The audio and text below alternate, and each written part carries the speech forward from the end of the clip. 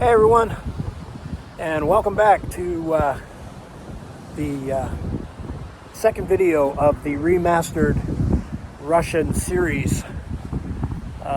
As I mentioned in the first clip, I condensed this very long documentary that I had done on my trip down into shorter clips so that it would give more people an opportunity to maybe check out the different clips and without having to sit through an hour and 15 minutes, one long video. So this second one is actually an opportunity to step outside the city of Moscow. And we went a couple hours outside to visit two cities in particular, the city of Vladimir and also the city of Suzdal. Both of these cities have their origin back around, the 9th century. And they were very, very prominent in the early existence of Russian civilization. There is one thing that I wanted to, I didn't mention this in the first monologue that I did for the first video, but I wanted everybody to be aware that I did this trip independently as well. I mean, I did not have escorted tours or anything guided. I did do some local walking tours that were offered in the cities, like for example, a 2-hour tour, walking around, things of that nature, but it wasn't a guided tour where we were taken from one spot to the next and, sort of shown what maybe they wanted us to see. I was completely independent. I traveled on a variety of different mediums. The subway, I used Russian trains, flew on Aeroflot, used taxis. So I was really completely independent, and I wanted to make sure that everybody understood that, because it's very, very important in a situation like that to know that what I did, I chose to do, and things I saw, I chose to see them. It wasn't something that was pre-planned for me. So go ahead and enjoy this video and take a quick experience into the Russian countryside and see how magnificent some of the older buildings are and homes and things, kind of out away from the big cities. Pretty amazing. More to come.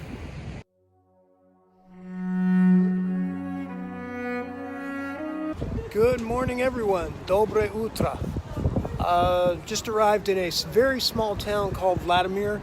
This is actually one of the oldest cities in Russia.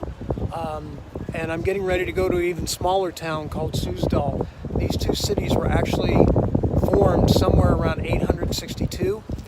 And the town of Vladimir has actually grown quite a bit because the train service is part of the Trans-Siberian Railway. It's a stop on the Trans-Siberian Railway.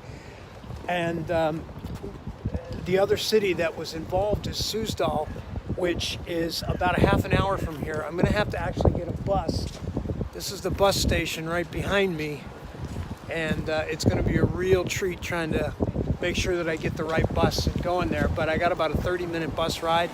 And that town is supposed to be even much more quaint than this town of Vladimir is. On my way back, I'm going to try to spend some time in Vladimir and actually explore the city a little bit before I take the train back tonight to Moscow around 6 o'clock. So let's give this a go and see what happens. So we made it to the town of Suzdal, and buying a bus ticket in Vladimir was really an interesting experience. One thing I've noticed in Vladimir, there is no English whatsoever, and it's all Cyrillic. The Latin alphabet is not present. Yet Suzdal here is much more of a tourist destination, and I've noticed that there's a lot more Latin and actually words that are in English directing people to certain places, tourist information and so forth. This is a very old town, dates back to 862. And essentially this was kind of the Moscow. I'm going to be coming up or looking for what's known as the Suzdal Kremlin. And Kremlin is just a Russian word for fortress. Many of the cities actually have Kremlins. Kazan has a Kremlin. Novgorod has a Kremlin. Moscow's is the most famous, of course. But Suzdal's Kremlin is actually older than Moscow's. So we're going to check that out. It's beautiful countryside. Buildings are, of course, very, very old. Some of them original. But also, you may notice I'm dressed a little differently today too, because fall has definitely taken over in Russia. Yesterday it was about 75 degrees, and today it's barely touching 60. So I've got my jacket out and long sleeve shirt. But so far the sun is out. It's cloudy, but we're going to make the best of it. I am prepared in case it does start to rain. So let's go see if we can find that Kremlin and see what else is here in the town of Suzdal.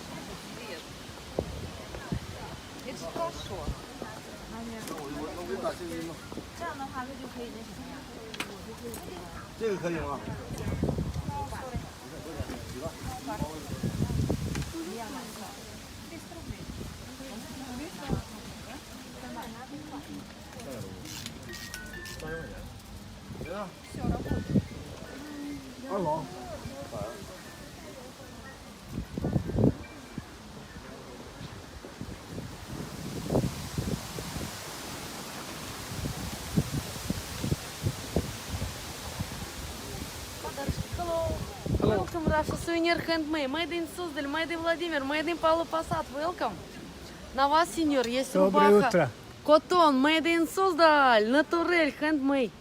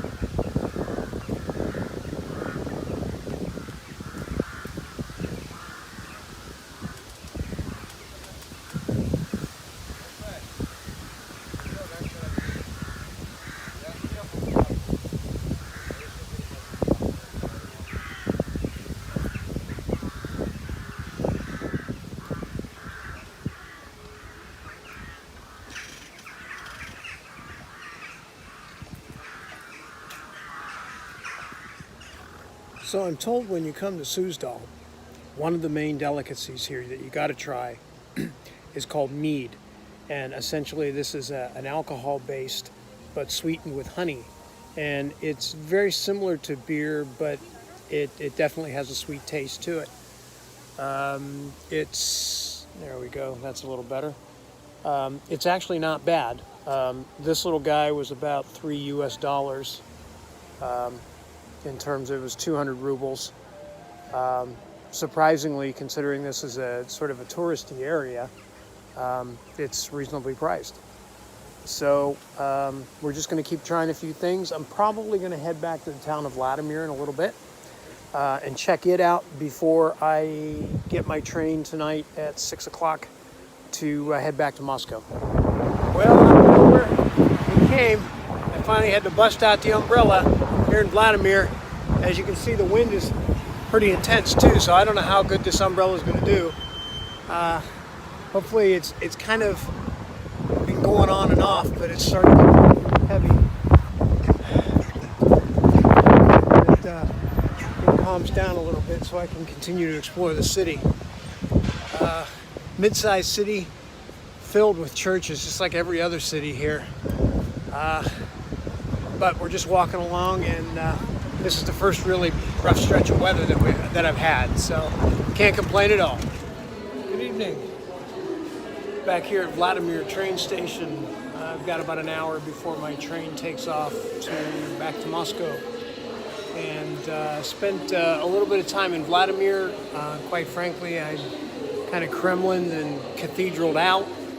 Found a nice little pub that I spent some time with, and hung out with some young Russian guys and had a great time, and they're just totally enamored with Americans.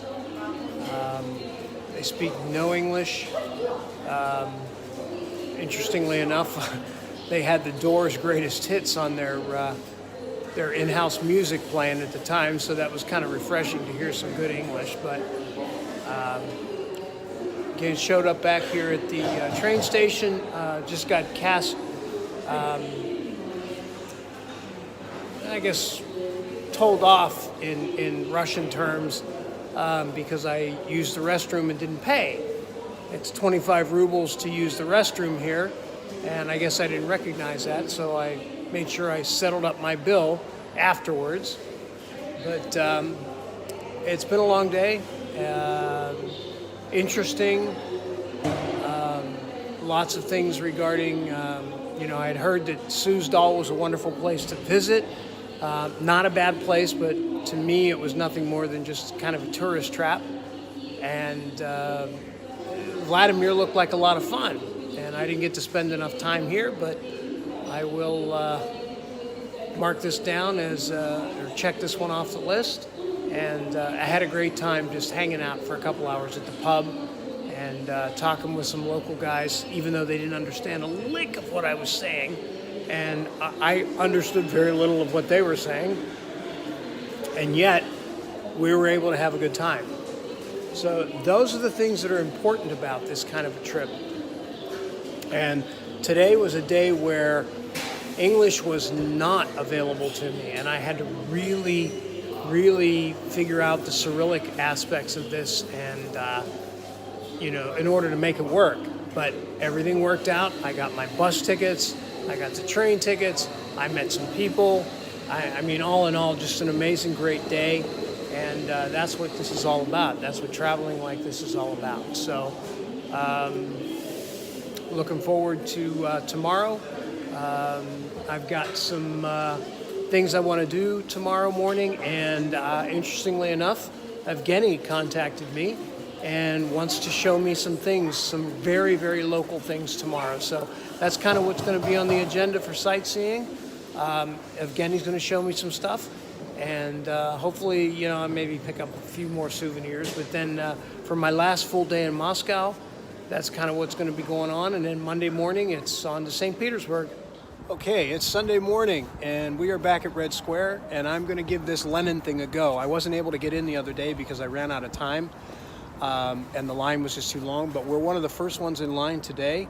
The weather's taken a considerable turn. It's definitely cooler. It's in the high 40s right now. I've got Evgeny with me, who was kind enough to show me the day from a local perspective. And we've met a couple of other gentlemen. He was interested in some U.S. coins, but I didn't have any with me to give him. I'm sorry that I didn't, because they have a real interest in the different kinds of coins and currency and so forth. So we're going to go ahead and give Lenin a try, and let's see how this works out. About the within complete. Yeah. No, this is incredible. And when you see at each column, there is a specific profession, like lady that milks the cow, a worker, an engineer, every profession, many different professions per column. So what's this place called again? ВДНХ. Выставка достижений народного хозяйства, meaning Expo grounds of achievements of people's хозяйство, well, like agriculture. Okay.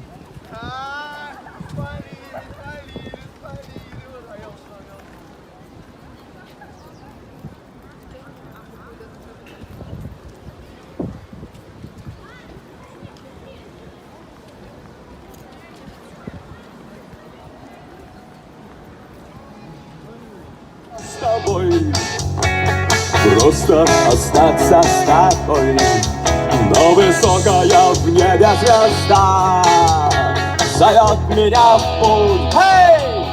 Группа крови на рукаве, мой порядковый номер на рукаве. Пожелай мне удачи в бою. Good evening from Red Square. This is my final stroll through the square. I'm leaving tomorrow, heading to St. Petersburg, and it's been an amazing experience in Moscow. Just wanted to come and take a look at a couple of other things here at night. Everything's lit up really amazingly. Of course, the GUM is. I spent some additional time in there today, and it just the size of it and just the whole design is incredible. So if you ever have an opportunity to come here, it is well worth a visit. Even if you're not a shopper, it's worth going in just to see. Took my final look at the at St. Basil's Cathedral. I'm not sure when I'll get back. I'd like to come back sometime, but I've got some other places on my list. But this has been an amazing experience, and getting in to see Lenin earlier today. I know I made a video a little bit earlier this morning about doing that, but it was just a breathtaking. One of the things I was so surprised at is, while you can't take pictures in there, you actually get really close to his casket or sarcophagus, whatever. It's a sealed chamber, but you actually can see him, and it was just very moving. An incredible experience to see one of the most historical figures of the 20th century, and particularly important to Russia, even though it's no longer, what he was supporting is no longer applicable, and most people don't think that was a great thing. He was a tremendously historical person, and there's a lot of controversy surrounding the mausoleum. And Lenin, when he died, actually requested to be buried with his mother in St. Petersburg. However, Stalin decided otherwise and was going to, do something that he felt was better for the party and the people, and that's when they erected the mausoleum. But from what I understand, there's a renewed controversy, and some people want to close the mausoleum, but yet it's become such a tourist place to visit that I think one of the things is that they may lose tourism if they decide to go that route. Putin has said many times that it's going to, he'll let the Russian people decide. And so far, the vote, while it's been close, the vote is actually to keep it open. So as of right now, the mausoleum stays open, and I, certainly got to see something that I never thought that I would, and had an opportunity to go in there and even just for a few moments to experience it. So it was great.